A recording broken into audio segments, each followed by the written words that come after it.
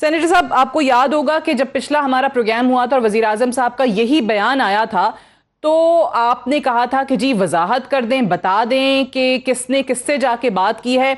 आज फिर चंद ही दिनों में उन्होंने अपना ये बयान रिपीट किया है कि अपोजिशन जो है वो फौज के पास जाकर कहती है कि मुंतखब हुकूमत को गिरा दिया जाए। आखिर कहीं ना कुछ तो ऐसी मुसद्दिका इत्तलात उनके पास होंगी, चीफ एग्जीक्यूटिव हैं मुल्क के, जो इतना पुरएतमाद तरीके से वो ये दावा बार बार कर रहे हैं। बिस्मिल्लाहिर्रहमानिर्रहीम, बहुत शुक्रिया सादिया साहब। ये पहली दफ़ा नहीं हुआ। इस मुल्क के वज़ीर आज़म को 2 साल तवातर के साथ एक बात कहते रहे और वो कहते रहे कि अपोजिशन मुझसे नारों मांग रही है और मैं नारों नहीं देना चाहता। मसलसल हमने आपके प्रोग्रामों में, पार्लियामान के अंदर, प्रेस कॉन्फ्रेंस में पूछा कि खुदा का वास्ता है, आप इस मुल्क के चीफ एग्जीक्यूटिव हैं, आप प्राइम मिनिस्टर पाकिस्तान हैं, किसने आपसे नारों मांगा? किसी जमात ने, किसी कारकुन ने, किसी लीडर ने? और किससे बात की? आपसे बात की है, किसी और से बात की है? वो ये जवाब देने में बुरी तरह नाकाम हुए हैं।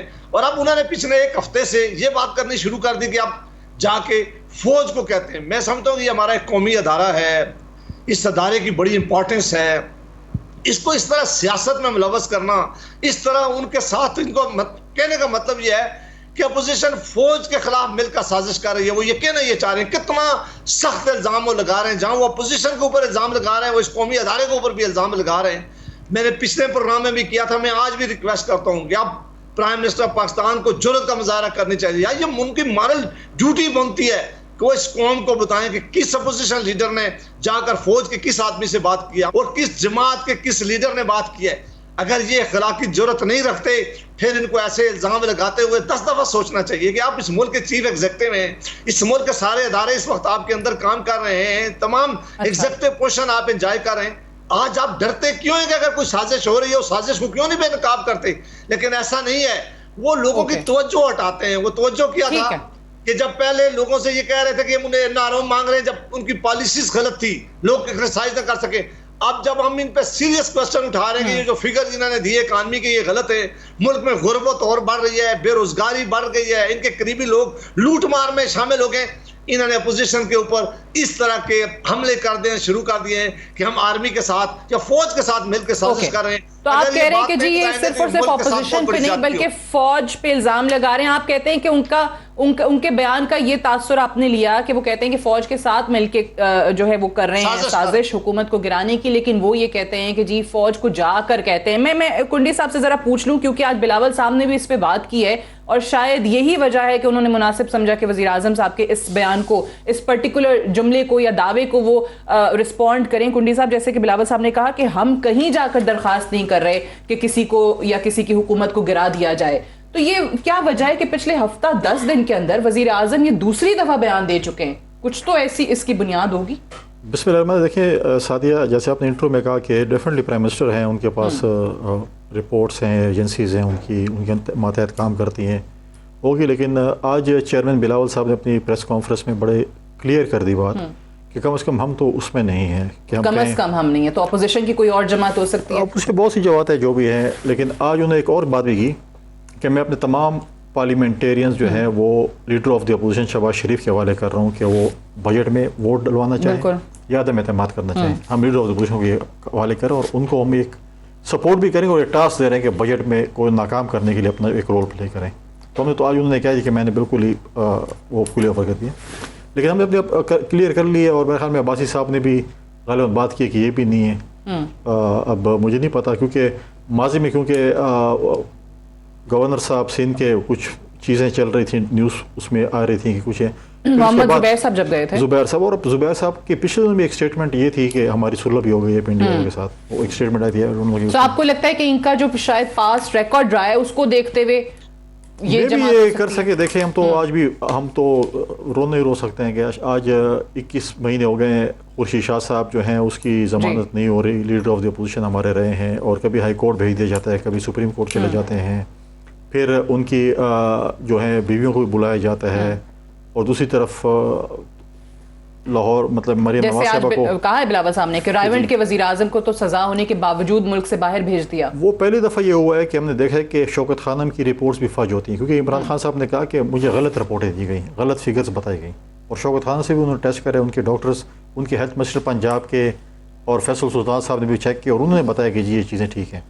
दूसरी बात यह है कि मरियम नवाज साहब से कहा जाता है कि जी आप 10 दिन पहले बताएं इनको कि आप इनको गिरफ्तार कर रहे हैं, ठीक है। और पीपल्स पार्टी का ये है कि फरियाल तालपुर साहबा को ईद की रात को भी जो है अस्पताल से जेल शिफ्ट कर दिया जाता है उसी रात। और आज आप देखें खुली शाह साहब की जो 2 बेगमात हैं वो कल भी और आज भी हाई कोर्ट अपनी सुप्रीम कोर्ट में वो जो पेश हैं जो है वो ऑलरेडी बेल पे भुगत हैं।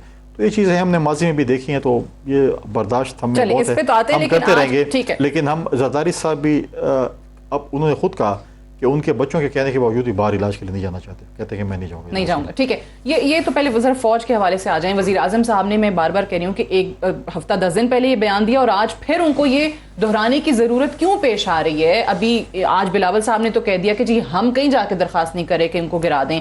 क्या इत्तलात हैं ऐसी जो वज़ीर आज़म साहब ये दावा करें? देखें मामला ये है कि गिराने ना गिराने वाला तो मामला ही नहीं है ना। मामला ये है कि कोई पाँव पकड़ना चाह रहा है, कोई कहता है कि पावर टॉक्स टू पावर, मुज़ाहमत फिर मुफाहमत।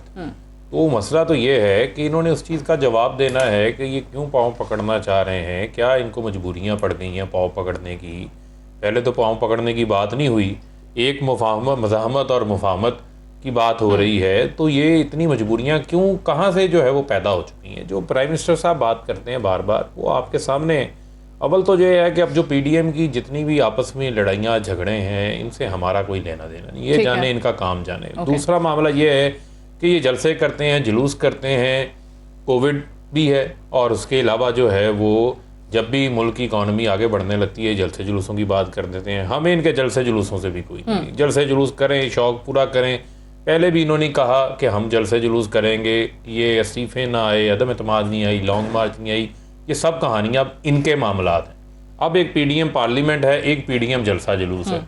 अब देखना पड़ेगा कि कौन सी पीडीएम है जो पीडीएम मामलात को किस तरह आगे लेके चलना चाहती है। हमारा फोकस अपनी तरजीहात में किया है, वो इस तरह किया है कि जी आप लोग इल्जाम ये लगा रहे हैं कि ऑपोजिशन साजिशकारी है, उन्होंने ऐसे इंटरप्रेट किया। देखें ऐसी कोई बात नहीं है, ऐसी कोई बात नहीं। हमें हर बात के ऊपर पाकिस्तान के जो हमारे इदारे हैं उन इदारों को हमें किसी वजह से जो है वो बीच में नहीं लाना चाहिए।